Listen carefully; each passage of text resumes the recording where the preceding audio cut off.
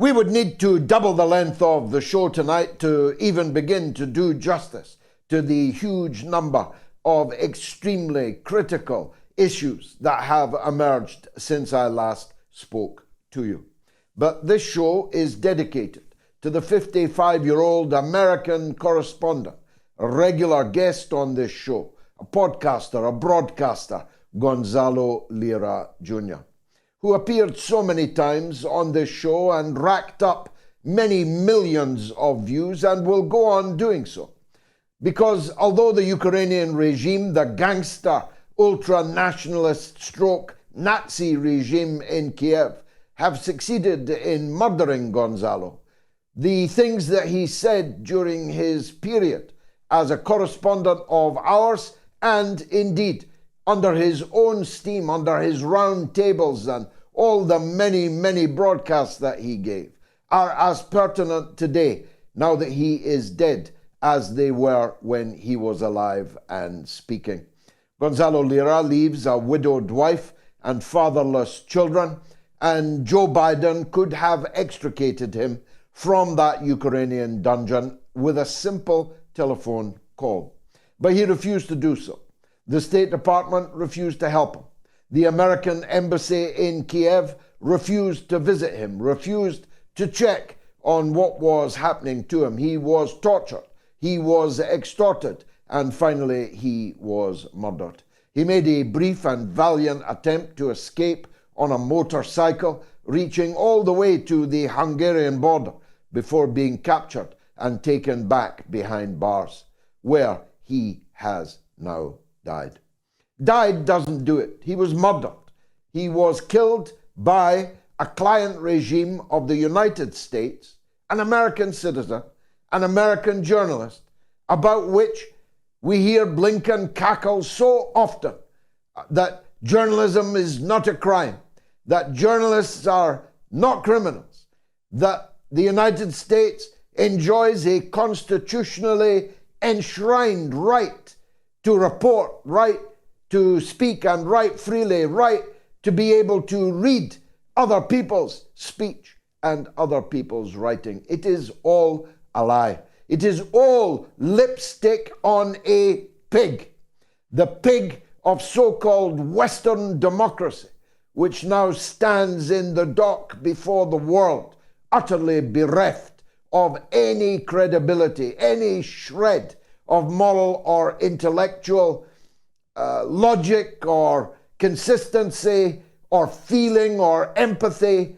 They are monsters. We are ruled by monsters in Western countries. That's why they are all ranged against the Free Republic of South Africa, which had to fight for decades, including in armed struggle, to overthrow the apartheid regime, which was the last iteration of colonial rule in South Africa. That's why they are all ranged against South Africa.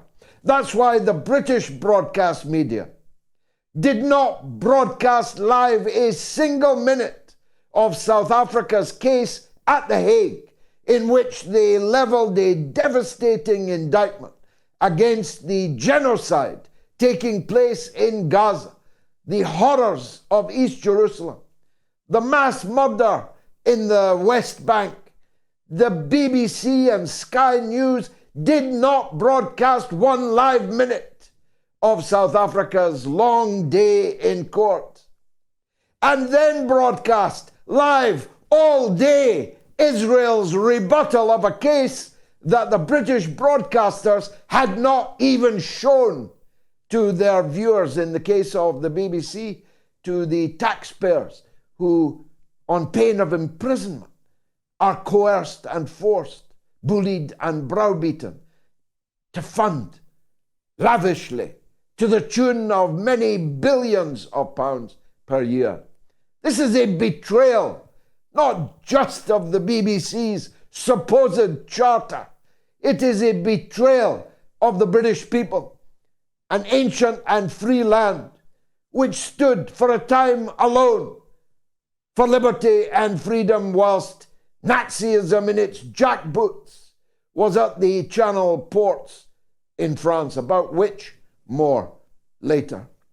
The British people have been betrayed not just by British broadcasters, but by the British political class. All of my life, and I mean all of my life, the British armed forces have been killing Arab Muslims. All of it. I was born in 1954. In 1956, in an illegal conspiracy, Britain and France and Israel invaded Egypt and tried to capture from the Egyptian government of the hero Gamal Abdel Nasser the Suez Canal itself, a Suez Canal now effectively closed to British and American ships, as well, of course, as ships to or from Israel. I watched as a 14-year-old the Yemeni people rise up against British colonial rule, exercised by Scotsmen in kilts playing bagpipes in the port of Aden.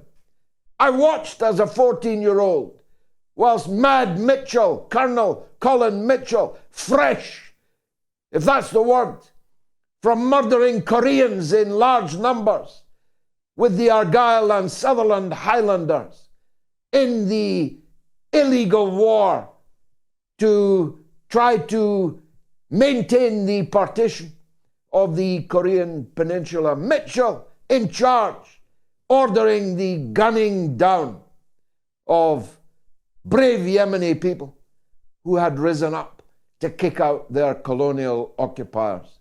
People of Yemen were occupied by Britain for 130 years. And Britain is now back at war with Yemen. A completely illegal war, which didn't even receive the rubber stamp, for that is all that it would have been, of British parliamentary approval, which doesn't have a shred of legality from the United Nations Security Council. Not only did they not get a decision of the United Nations Security Council in favor of this violent attack on one of the poorest countries in the world, they didn't even ask for one. They didn't even put it to the United Nations Security Council, which alone has the power to endorse military action of this kind.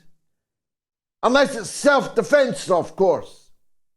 Except Britain is thousands of miles away from the Red Sea and the coast of Yemen. Except no British shipping had been harmed in any way. No British citizen had been killed. No citizen of anywhere had been killed. Not one death in the Yemen blockade of Israel to try and force a ceasefire in a conflict which has already cost more than 100,000 casualties, at least 30,000 dead, at least 60,000 wounded and unable to be treated in barely functioning hospitals, without electricity, without medicine, and increasingly without doctors, because Israel is making a particular habit of killing doctors and killing journalists. And if you think that that is a coincidence, I have a bridge here in London that I can sell you going cheap. The great British, half Palestinian surgeon Abu Sita, speaking in London at yet another mammoth demonstration of the British people's rejection of all of this at the weekend, says that Israel is torturing doctors.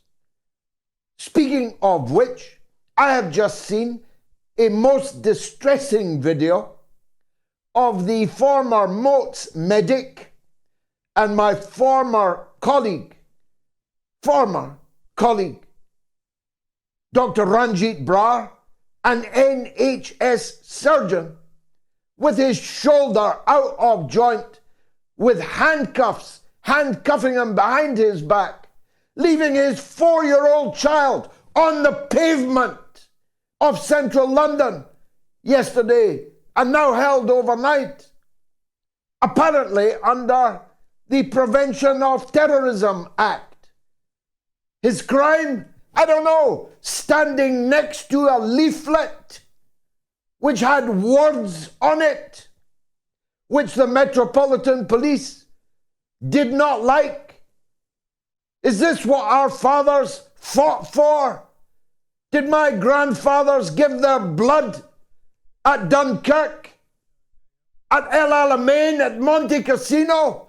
They gave their blood for freedom so that NHS surgeons can be handcuffed, their shoulders dislocated, their babies abandoned on the street because of words on a leaflet.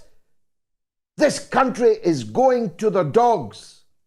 It is riven with social and cultural and racial disharmony. Our people are cold. 14 million of them are in poverty.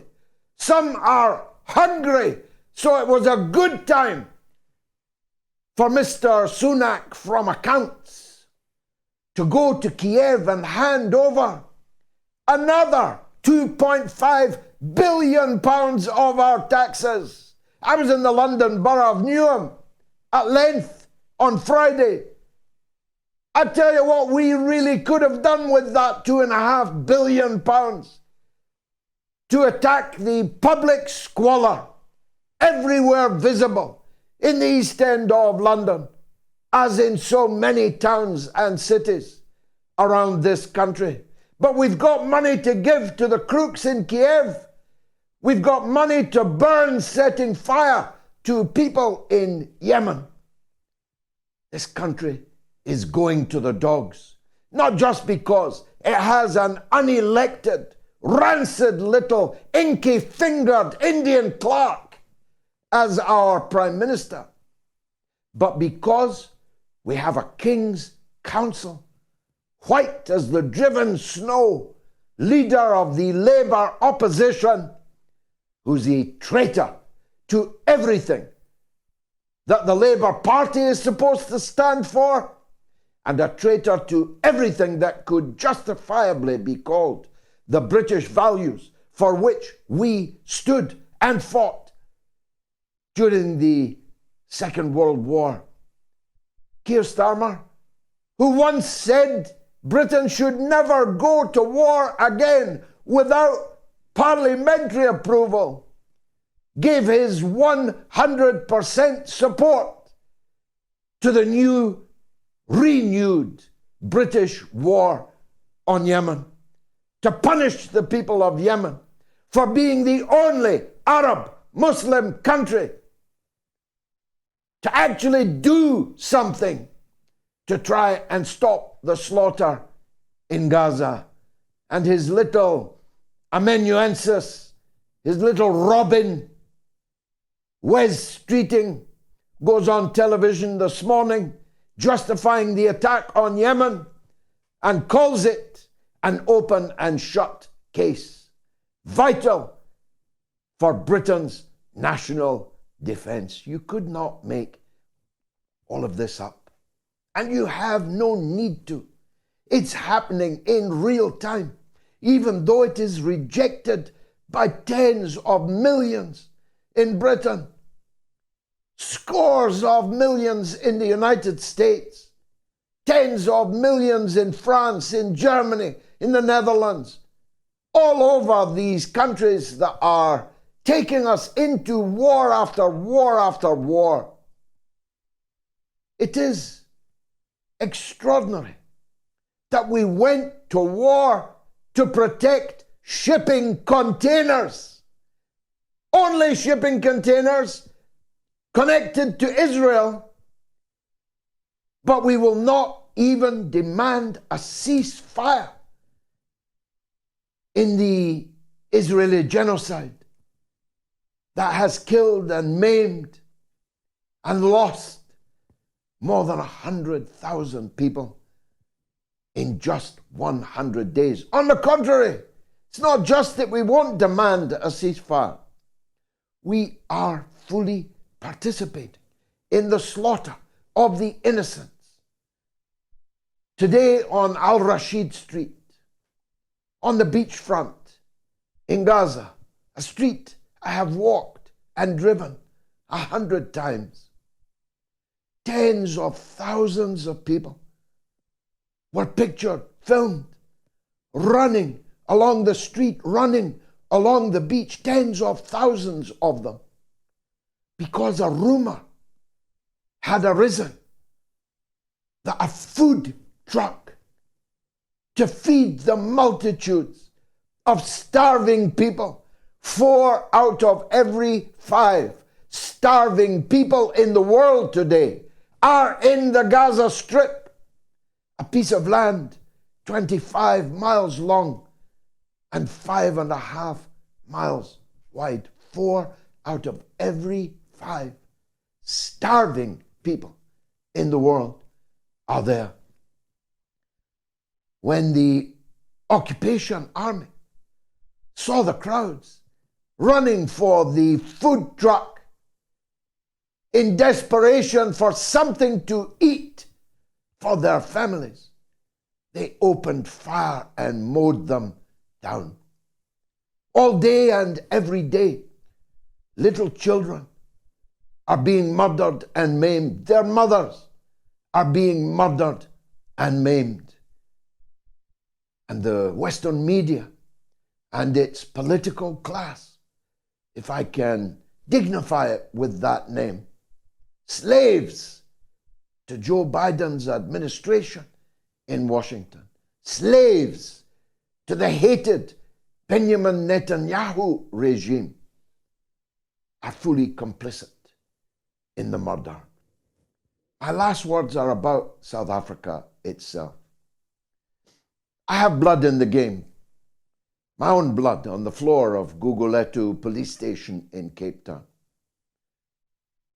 Irish blood on my maternal line. And when I saw this dazzlingly able team of journalists, of lawyers, Black African lawyers, Asian South African Muslim lawyers, Irish lawyers, lay out the case that Israel is guilty of genocide, it would have brought a tear to a glass eye. In perfect legal language, in impeccable intellectual logic, the great South African legal team, led by their Minister of Law, made a case that simply cannot be answered and was not answered. The South African case that Israel is guilty of genocide is, as Gideon Levy, the greatest of all Israelis, the Israeli journalist from Haaretz newspaper, said, if this is not genocide, there is no such thing as genocide. And there never has been any such thing as genocide. If it is not genocide, for everyone from the president and the prime minister and the defense minister and the chief of the army and ministers galore and members of the Knesset galore and military officers on the ground, if they are all singing from an Old Testament hymn book that they intend to finish the 2.3 million Palestinians in Gaza, if that is not genocidal intent, followed by acts to carry out that genocidal intent, visible to half the world already, on their telephone, on their computer, if not on their television screen. If that is not genocide, there is no such thing as genocide. Now, the best of the British, myself and my wife included, my children included, were on the streets of Britain on these demonstrations in virtually every town and city, the length and breadth of the land at the weekend. And I will again be on the Birmingham demonstration next Saturday. And I invite you all to join me. But one of the best of the British, the Honourable Craig Murray, former British ambassador, was sleeping on the pavement in The Hague so that he could attend this genocide trial and bring us by far and away the finest coverage of what was happening there. And you're lucky he's up first as our first guest tonight on the Mother of All Talk Shows. Stay tuned.